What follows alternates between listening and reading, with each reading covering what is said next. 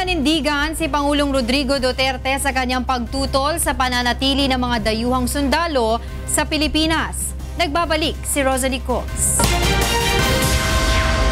Determinado si Pangulong Rodrigo Duterte na pawalang bisa ang Enhanced Defense Cooperation Agreement o EDCA sa ilalim ng kanyang termino.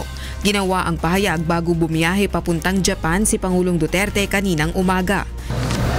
Kaya sabi na, separate.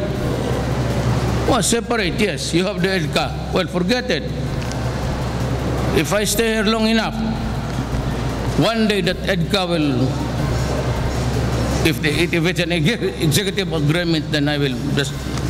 Dagdag pa ng Pangulo, nais niyang dumating ang pagkakataong wala ng dayuhang sundalo na mananatili sa bansa. I do not want to see any military man of any other nation except the Philippine soldier. I want an independent policy that daw pasunod-sunod ba siya kanino.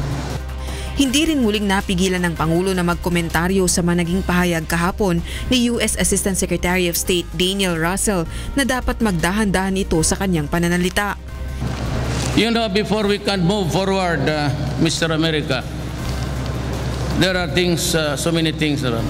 These are historical earths that would never go away. I am not also a tota of any country. Mind you, only ang pwede lang magtuta sa akin ang Pilipino. Period.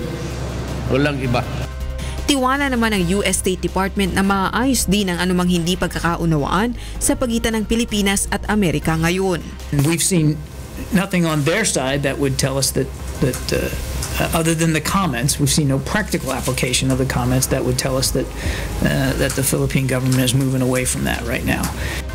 Rosalie Cos, UNTV News and Rescue, Pasay City.